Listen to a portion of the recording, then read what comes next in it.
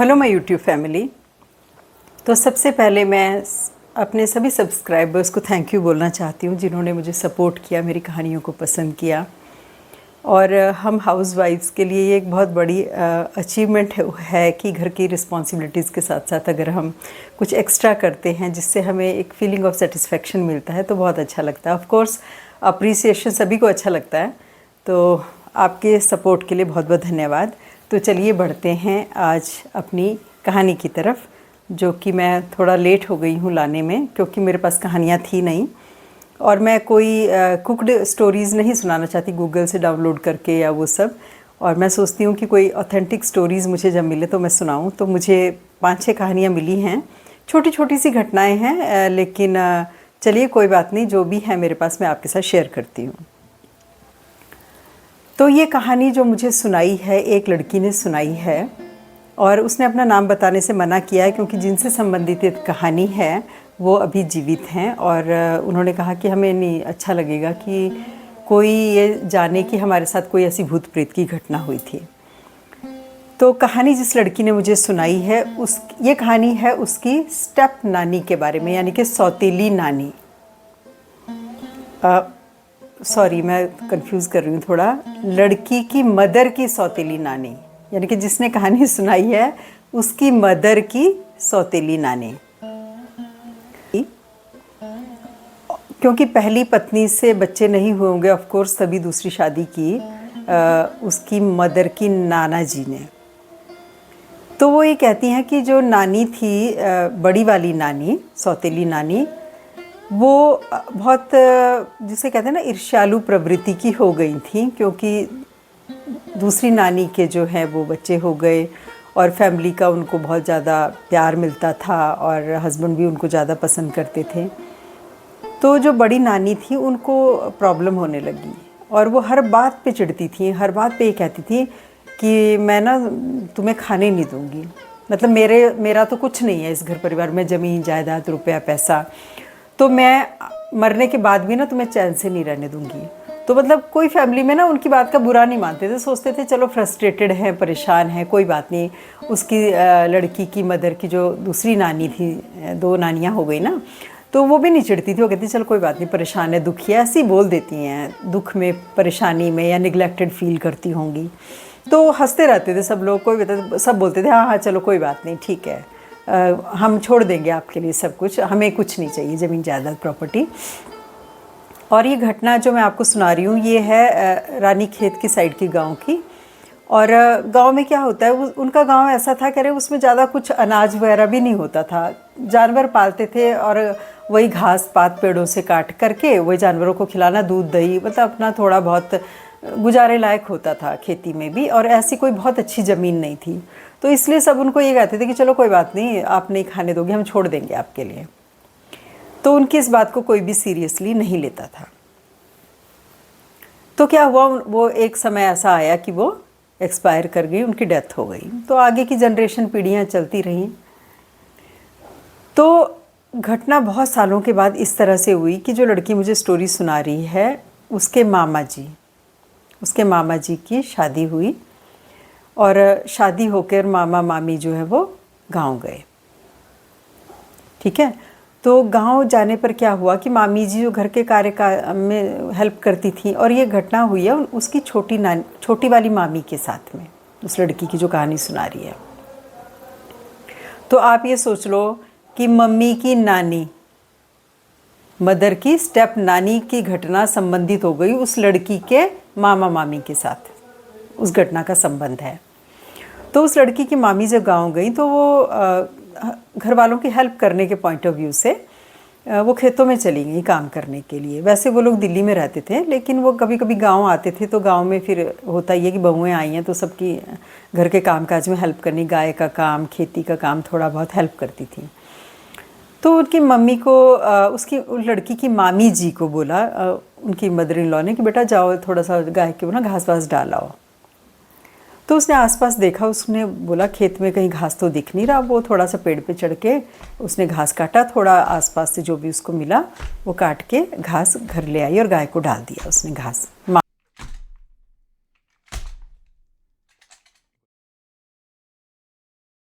छोटी वाली मामी ने। तो कहते हैं रात को उनको ऐसा महसूस हुआ जब वो सो रही थी कि ना उनकी खिड़की से ना किसी ने ऐसे टांग बाहर डाली। टांग मतलब उनके बेड की तरफ ऐसे पैर डाला, मतलब खिड़की से, सोचिए आप। और वो कहती हैं वो 1 सेकंड के लिए ना ऐसे मतलब हो गई, ये मेरा भ्रम था, ये था क्या मतलब। सोचिए आप आपके बेड के पास विंडो लगी है और उसमें से किसी ने ऐसा लगा एक टांग बाहर से अंदर की तरफ निकाल दी रात को। और उनकी अचानक वो नींद खुली, तब उनको महसूस हुआ, या किस तरह से महसूस हुआ, उन्होंने ये बताया कि मुझे ऐसा लगा खिड़की से ना किसी ने टांग डाली अंदर। तो कह रही फिर उन्होंने ऐसे देखा तो वो थोड़ी देर में गायब। अब उन्होंने सुबह जो है ये बात अपने घर वालों को बताई तो सब हंसने लगे कि भाई सपना आया होगा, या ऐसे तो कभी किसी को हुआ नहीं, हम तो इतने टाइम से उस कमरे में सो रहे हैं, भाई तुम्हें ही कैसे फील हो गया ऐसा। तो किसी ने उनकी बात को ध्यान नहीं दिया और वो टेंशन में रही कि नहीं मुझे लगा तो सच में ही, लेकिन फिर उसने भी सोचा हो सकता है मुझे भ्रम हुआ हो। और वो इस तरह से 2-4 दिन वो हम गांव में रहीं और उसके बाद वो दिल्ली चली गई।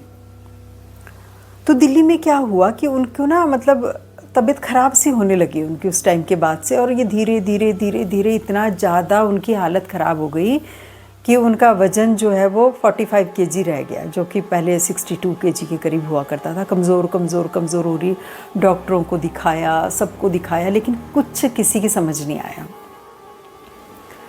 तो आखिर में जब वो इतने परेशान हो गए तो वो ना मतलब उन्होंने विचार किया कि हम ना वापस गांव चलते हैं, गांव में किसी से तांत्रिक वगैरह से किसी से कुछ पूछते हैं, क्योंकि डॉक्टरी इलाज तो बहुत कर लिया और दिल्ली में हमारा कोई जान पहचान का भी नहीं है। तो ये विचार करके उन्होंने प्लान किया कि हम 2-3 दिन के बाद हम गाँव चले जाएंगे। तो उसके मामा मामी ने ये डिसाइड किया और उसके मामा जी ने कहा चलो ठीक है, हम कल घर में बात करके चिट्ठी डालते हैं घर में कि हम आ रहे हैं, और फिर देखते हैं वहाँ से क्या जवाब आता है। घर में कुछ नचाई वगैरह होती है जो गांव में, वो सब कराएंगे, देखते हैं तेरा क्या निकलता है। उसके मामा जी ये कह करके उन्होंने कहा ठीक है मैं ड्यूटी पे जा रहा हूँ और अभी बाद में बात करते हैं, और मैं नहाने के लिए जा रहा हूँ। और उसके मामा जी नहाने के लिए बाथरूम में चले गए। और जैसे ही उसके मामा जी बाथरूम में गए तो कहती हैं वो मामी जी कि एक ना बूढ़ी सी औरत वो मेरे सामने एकदम अपीयर हो गई और ऐसे अजीब से दांत दिखा रही है मुझे और डरा रही है और कह रही है कि अब तो ये चला गया, मैं इसको वापस नहीं आने दूंगी, और अब तू देख तुझे कौन बचाएगा, है मेरे खेतों में जाके घास काटेगी तू, मैं खाने नहीं दूंगी, मैं पहले भी कहती थी और मैं अब भी कह रही हूँ, मैं तुम्हें कभी खाने नहीं दूंगी तुम्हारे ख़ानदान में। और ऐसे हुआ उसकी मामी ज़ोर से चिल्लाई और एकदम से वो गिर गई, मतलब आधी अनकॉन्शियस ही हो गई, एक तरह से कहते हैं अर्ध चेतना में चली गई। उसके मामा जी भाग के बाहर आए, उन्होंने उसके हाथ पैर मले, भाई क्या हुआ क्या हुआ क्या हुआ।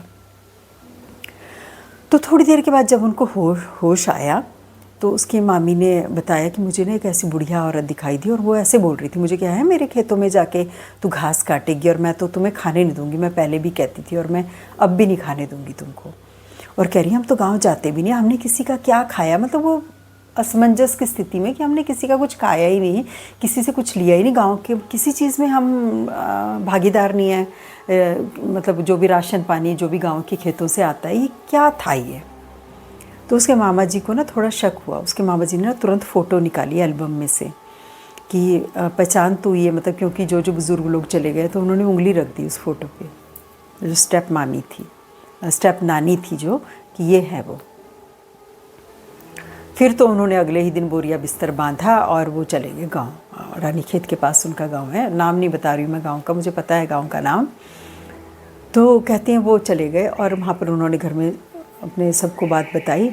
तो रिश्तेदारों ने फिर वो नचाई वगैरह का प्रोग्राम जो तांत्रिक लोग आह्वान करते हैं आत्माओं का, तो उसकी नानी की आत्मा आई उसके ऊपर, मामी जी के ऊपर, और वो उसने वही अपना विकराल रूप धारण करके बताना शुरू किया कि तो ये खेतों में ना हमारे पेड़ पे से घास काटा इसने और हमारे खेतों पे से घास काटा, तो मैं रखवाली कर रही हूँ अपने खेतों की, मैं आने नहीं दूँगी अपने खेतों में किसी को।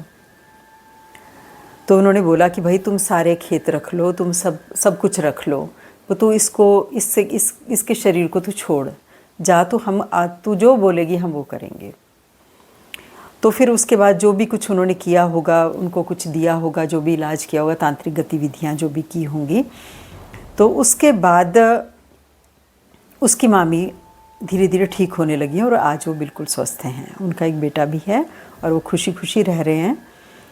तो अब आप ये देखिए कि किसी के मन में अगर किसी के प्रति ईर्ष्या है, द्वेष है, और वो उसी मानसिक अवस्था में, यानी कि मन की उसी अवस्था में वो संसार से चला गया, तो यानी कि मन तो आत्मा के साथ चिपका हुआ है और वही मन साथ जाता है, जन्म जन्मांतरों तक साथ जाता है। जैसे हम हिंदुओं में ये मानते हैं जन्म होते हैं, मुस्लिम्स में ये नहीं मानते कि अगला जन्म होता है, लेकिन हम हिंदू मानते हैं और इसके अनेक प्रत्यक्ष प्रमाण भी हैं।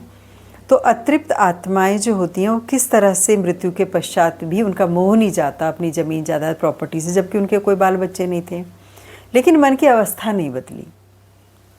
तो मन की अवस्था नहीं बदली तो बार बार वो आकर के इसी तरह से लोगों को परेशान करते हैं, क्योंकि तृष्णा नहीं जाती है। तो इससे ये सीखने को मिलता है कि हमें अपने मन की अवस्था को ऊपर ले जाना है। यानी कि इसीलिए हमारे धर्म में कहा जाता है, अध्यात्म में कहा जाता है कि संसार में रह करके ऐसे रहो जैसे कीचड़ में कमल रहता है, यानी कि वो उसमें कीचड़ कभी नहीं चिपकता। अपनी ड्यूटीज़ पूरी करें, अच्छे से जिएं और इस संसार से विदा हुए और अपनी मन की अवस्था को उच्च स्थिति में ले जाने का हम लोग प्रयास करें। जो हमारे पास अनेकों अनेक विधियाँ हैं, भक्ति मार्ग है, ध्यान मार्ग है, अनेकों अनेक मार्ग हैं।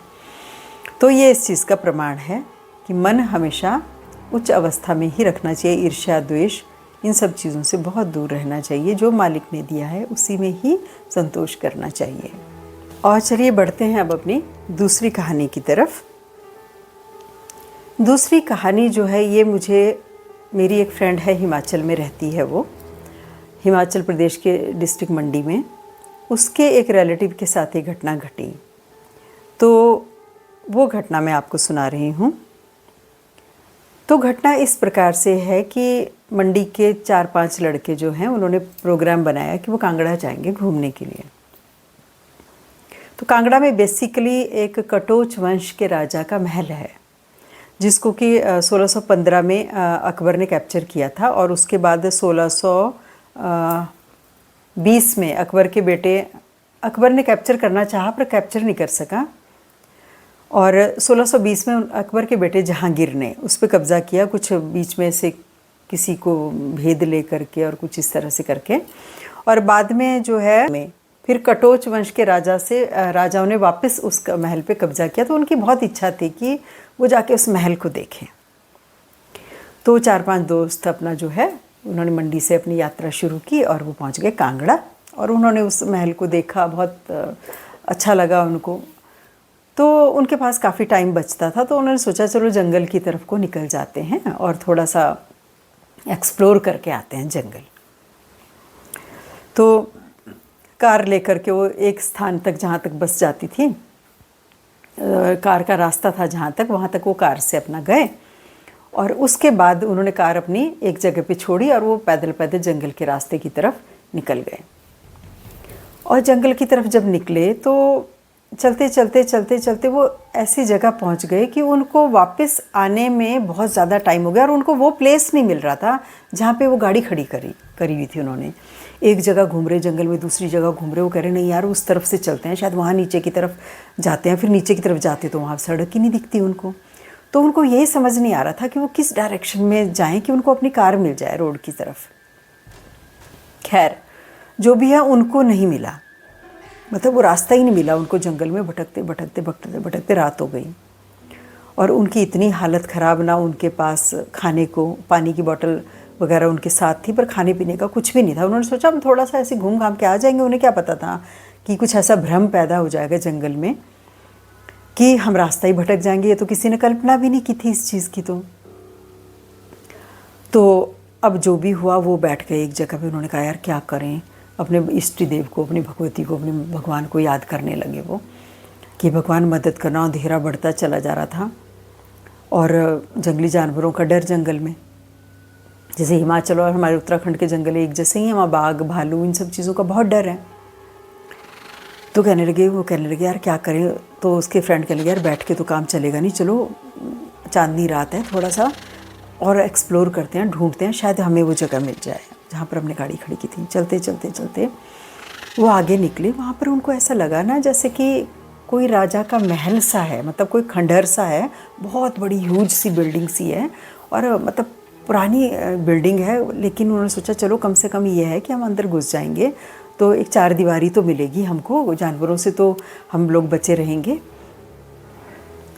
तो उन्होंने क्या करा, उसके जो खंडहर सा था उनको जो दिखाई दे रहा था कि पुराना कोई महल सा है बहुत बड़ा सा, उसके अंदर वो घुस गए। टूटे फूटे दरवाजे वहाँ पर वो दिखाई दे रहे हैं उसको, उन लोगों को। तब तक क्या हुआ कि अंदर ना उन्हें एक बूढ़ा सा आदमी दिखा और उन्होंने कहा कि अरे तुम लोग यहाँ पर कहाँ घूम रहे हो? तो उन्होंने कहा बाबा जी आप यहाँ पर कैसे हैं जंगल में इतने घने उसमें? तो उन्होंने कहा कि मैं तो, ये राजा का महल है पुराना और मैं ना इसी में रहता हूँ क्योंकि मेरा कोई है नहीं, और बस मैं दिन में गांव की तरफ निकल जाता हूँ और रात को मेरा यही है, मतलब शेल्टर उसका वही था। तो उन्होंने कहा तुम कितने जने हो? तो उन लड़कों ने कहा कि हम तो 5 जने हैं।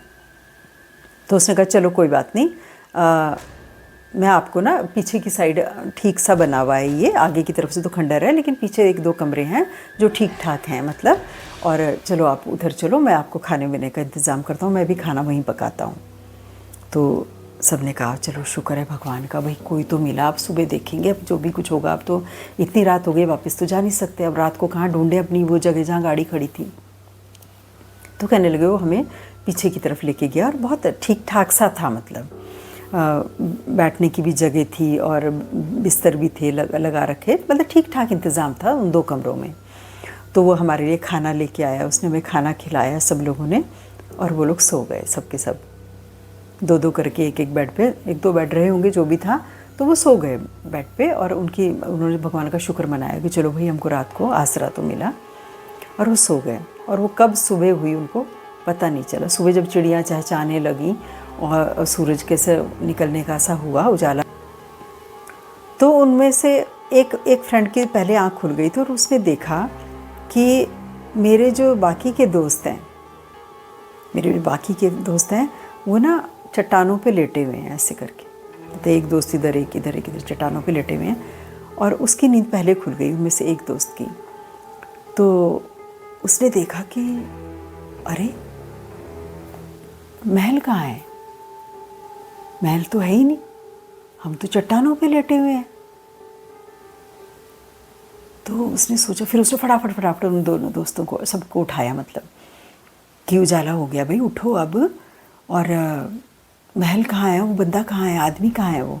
तो जब उन्होंने सब आंखें मलते जब वो उठे तो देखा वो पत्थरों पे लेटे हुए। मतलब पूरी रात उनको जो महल दिखाई दे रहा था, वो जो आदमी दिखाई दे रहा था वो खंडहर के रूप में, और वो जो पीछे की तरफ 2 कमरे वो सब गायब, और वो चट्टानों पे लेटे हुए सुबह। तो उन्होंने भगवान का शुक्र मनाया कि कम से कम हमें जंगली जानवरों ने तो नहीं खाया। फिर वो निकले अपनी गाड़ी को ढूंढने के लिए। फिर घर पे आकर के उन्होंने अपने घर वालों को सारी बात बताई। तो उनके घर वालों ने फिर एक तांत्रिक बुलाया, मतलब जो भी मुखिया होते हैं, बखिया कहते हैं उसको, ये पहाड़ों में चेला कहते हैं शायद उसको हिमाचल में। तो चेले के पास गए तो उसने बताया कि तुमने भगवान भोलेनाथ का जो है ना ध्यान किया था उस समय, भगवान शंकर का एक लड़का रहा होगा उनमें से, जो भक्त रहा होगा, तो उसके वजह से सबकी जान बची। वो भगवान भोलेनाथ शंकर ही उस साधु के वेश में आकर के उनकी मदद की।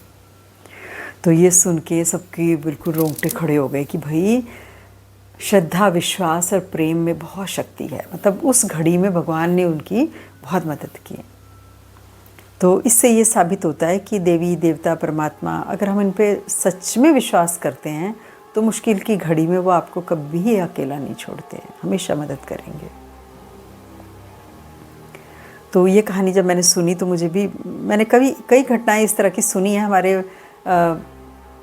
हमारा जो गांव है पुश्तैनी गांव मेरे फादर का उत्तराखंड में, वहाँ पर भी एक ऐसी घटना घटी थी जिसमें गोरखनाथ जी ने सन्यासी का वेश धारण करके एक बच्चे की हेल्प की थी। मेरी एक वीडियो में है वो कहानी भी, और बहुत सारी कहानियाँ हैं इस तरह की मैंने शेयर की हैं, आप चाहें तो देख सकते हैं उसमें। एक घटना मुझे याद आई अचानक। हिमाचल प्रदेश में हम रहते थे, मेरे फादर का ट्रांसफ़र हुआ था, हिमाचल गवर्नमेंट की सर्विस थी उनकी, मंडी डिस्ट्रिक्ट हिमाचल प्रदेश। और वहाँ की मैंने आपको एक पहले भी घटना सुनाई है। जयदेवी एक छोटी सी टाउन था जिसमें उनके ट्रांसफ़र हुआ। टाउन क्या मतलब, एक गांव सा ही कह लीजिए, लेकिन ठीक ठाक सी जगह थी। वहाँ पर हम मुझे याद है कि सुबह एक बस चलती थी और एक शाम को 4 बजे एक बस, 2 ही बसें चला करती थी।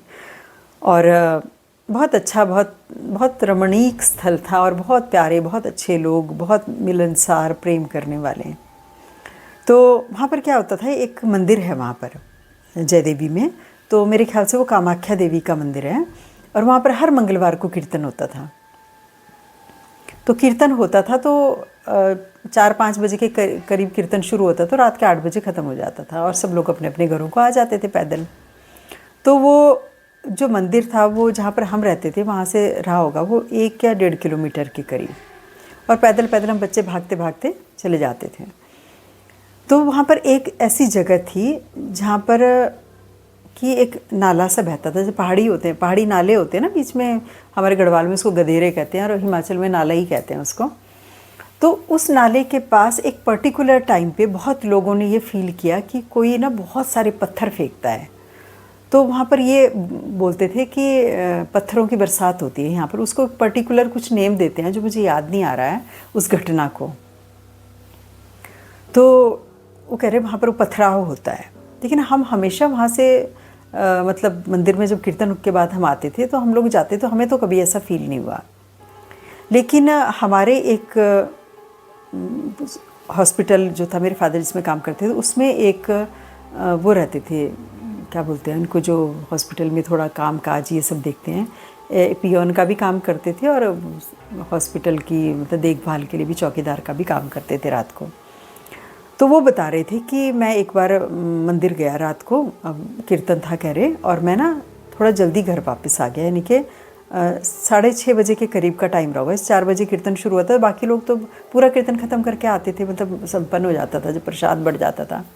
और कहने लगे मैं जो हूँ वो मैं 6:30 पौने 7 के करीब ऐसे निकल गया। तो पहाड़ों में तो हो जाता है अंधेरा 5 बजे ही। तो कहने लगे जब मैं उस जगह से निकल रहा था, एक पर्टिकुलर प्लेस था, ऐसे बैंड सा था वहाँ पर, और एक नाला सा बहता है वहाँ पर, और उसके बाद थोड़ी सी दूरी पर ही घर हैं, मतलब बहुत ज़्यादा दूर नहीं है घर वहाँ से। तो कहने लगे मुझे ऐसे लगा कि बहुत पत्थर फेंक रहा है कोई मेरे ऊपर, और मेरे को लग भी रहे हैं इधर उधर, ऐसे लग रहा है मुझे कि मेरे कपड़े फट गए पत्थरों से, मतलब ऐसे बज रहे हैं और मेरे जैसे गिर रहा है, मेरी कमीज़ फट रही है, मुझे ऐसा फील हो रहा है। और इतने पत्थर, और कोई चिल्ला रहा है पीछे से, और मैं इतनी तेज़ से भागा। और कहने लगे जब मैं थोड़ी सी आगे पहुंचा तो मैंने देखा मुझे मेरे कपड़े वपड़े बिल्कुल ठीक थे, जो मुझे उस समय फील हो रहा था कि फट गए मेरे कपड़े। तो एक उन्हीं से हमने सुना, और हमको ना तब से हमें इतना डर लगता था उस वाले एरिया से दिन में भी निकलते हुए कि हम अकेले नहीं निकलते थे। बच्चे जब हम जाते थे मंदिर, या तो हम ग्रुप्स में जाते थे, 2 या 3-4 बच्चे जाते थे, और हम उस जगह को ऐसे देखते थे कि कहीं यहाँ पर हमें तो नहीं पत्थर पड़ेंगे। तो कई लोगों को वहाँ पर ऐसे एक्सपीरियंसेस हुए कि एक पर्टिकुलर टाइम पे, यानी कि 6 और 7 के बीच में अगर उस जगह से गुजरें तो पत्थर पड़ते थे। खैर हमें तो इस तरह का कभी कोई एक्सपीरियंस हुआ नहीं। तो एक ये भी घटना थी, एक छोटी सी घटना। तो ये घटना जो मैं आपको सुनाने जा रही हूँ, ये एक छोटी सी घटना है, लेकिन इस घटना से भी हमें बहुत कुछ सीखने को मिलता है। ये मेरी एक फ्रेंड ने भेजी है मुंबई से, तो उसने मुझे बोला कि आप स्टोरी शेयर करते हो, तो एक छोटी सी घटना मैं शेयर करना चाहती हूँ। तो मैंने कहा ठीक है चलिए कोई बात नहीं, छोटी घटना है लेकिन इंस्पायरिंग है, कुछ सीखने को मिलेगा, तो हम उसको ज़रूर शेयर करेंगे।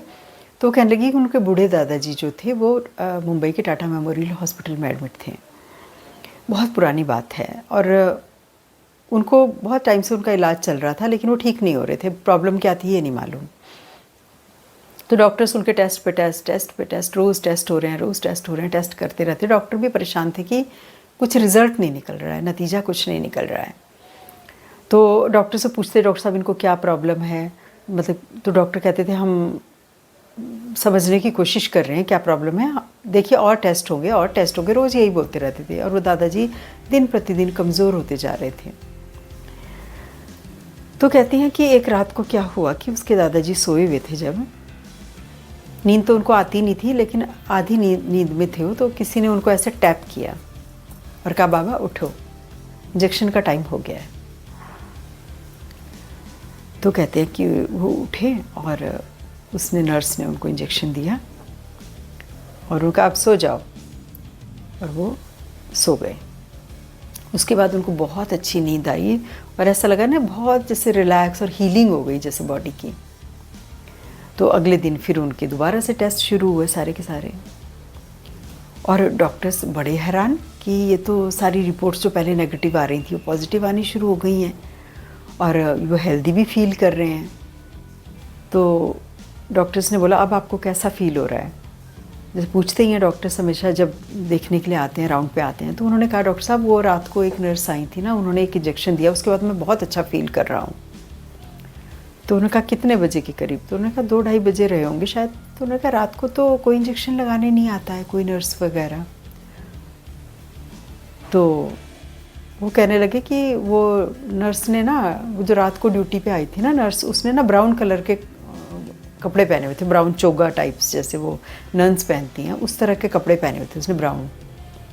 तो डॉक्टर ने बात पे खास ध्यान नहीं दिया, उनको लगा कुछ इल्यूजन है या नींद में है, बुढ़े आदमी की बात का कौन भरोसा करे।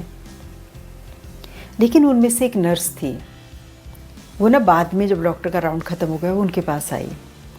तो उन्होंने कहा बाबा बताओ आप कैसी थी वो नर्स, कैसी दिखती थी? तो उन्होंने बताया कि वो सांवला सा उसका कलर था, ऐसे टॉल थी और बड़ा अच्छा बिल्ट था उसका। और उसने कहा कि क्या आप, अगर मैं आपको फ़ोटो दिखाऊं तो क्या आप पहचान सकते हो? तो उन्होंने कहा हाँ मैं पहचान लूँगा, मैं अच्छी तरह से बात की, उसने मेरे को इंजेक्शन दिया। तो उसने कहा ठीक है मैं आपको ना फ़ोटो लेके आऊँगी कल। तो ना कल वो एक एल्बम लेके आई फिर, और उसमें से उसने 2-3 फ़ोटो दिखाई कि इनमें से क्या कोई थी वो। तो उन्होंने पहचान लिया, उन्होंने कहा ये शक्ल थी उस औरत की। तब उस नर्स ने बताया कि वो उसकी रिलेटिव थी जिसको कि सेवा की बहुत आदत थी और वो आज भी मृत्यु के पश्चात भी सेवा कर रही हैं। तो इस तरह की भी सोल होती हैं। तो इसीलिए बात साबित होती है कि इंसान की जो प्रवृत्ति होती है, मूल स्वभाव जो होता है, मन की जो अवस्था होती है, मृत्यु के समय जो होती है वही साथ जाती है और वो वही स्वभाव रहता है उस आदमी का। और ये भी देखा गया है कि जितने भी ये दुष्ट टाइप लोग होते हैं, कोई किसी से ईर्ष्या द्वेष करना, इनको ना ये नेक्स्ट बर्थ में ये जो प्रेत योनि में भटकते रहते हैं तो उनको तांत्रिक बहुत जल्दी कैप्चर करते हैं, क्योंकि हमारे एनवायरनमेंट में भी रिलम्स होती हैं, लेयर्स होती हैं, जो मरने के पश्चात हमको कौन सी लेयर मिलेगी, कौन सी एडवांस स्टेज में हम लोग जाएंगे, वो उसी लेयर में रहते हैं वो। और 3rd लेयर मानी जाती है कि जिसको तांत्रिक बहुत जल्दी कैप्चर करते हैं। तो इसलिए अगर अपने मन का उत्थान करना है तो हमें 3rd रिलम्स से ऊपर की रिलम्स में जाना पड़ेगा, ताकि हमें आसानी से हमारी आत्मा से, हमारे मन से कोई गंदा काम ना करवा सके, हमारी सोल को कोई मिसयूज़ ना कर सके। क्योंकि ये तांत्रिक लोग पकड़ते हैं और अपने स्वार्थ के लिए लोगों से पैसा लेते हैं और किसी के घरों में जाके नुकसान करवाते हैं उन आत्माओं से। तो इसका मतलब वो आत्माएं मृत्यु के पश्चात भी फिर बहुत बुरे कर्मों के बंधन में फंस जाती हैं। तो इससे ये साबित होता है कि हमें जीते जी बहुत अच्छे काम ही करने चाहिए, मन को इतना अच्छा बनाना चाहिए, और कि हमें जब हम इस संसार से विदा हों तो हमें ऊपर के रिलम्स में जो है वो बहुत अच्छी स्टेज मिले कि जिसमें हमारी सोल को कोई, हमारे सोल का मिसयूज़ ना कर सकते और नित्य निरंतर उन्नति के पथ पे हम चलते जाएं। तो इन घटनाओं का मेरा सच में कहो तो उद्देश्य यही है बताने का कि संसार में थोड़ी अवेयरनेस आए लोगों को कि ये सब चीज़ें छोड़ो कि ये पड़ोसी का घर ज़्यादा अच्छा बन गया, इसकी गाड़ी ज़्यादा बड़ी आ गई, मेरी क्यों नहीं आई, मिला उसकी लड़की ज़्यादा सुंदर है, मेरी क्यों नहीं है। ये सब चीज़ें छोड़ो, अब इन चीज़ों से ऊपर उठो, मन की अवस्था को बदलने की बहुत ज़रूरत है, और वो हो सकता है अध्यात्म के रास्ते पे, और वो सबसे जल्दी होता है ध्यान के माध्यम से। तो अब आप बताइएगा कि ये कहानी आपको कैसी लगी। वीडियो को आखिर तक देखने के लिए बहुत बहुत धन्यवाद। आपका अप्रिसिएशन अगर मुझे कमेंट्स के माध्यम से मिलता रहेगा तो मेरी और इच्छा करेगी कि मैं जल्दी वीडियोस आपके सामने लेके आऊँ और मेहनत करूँ, लोगों से कांटेक्ट करूँ कि मुझे कहानियाँ भेजें। तो thank you so much for everything.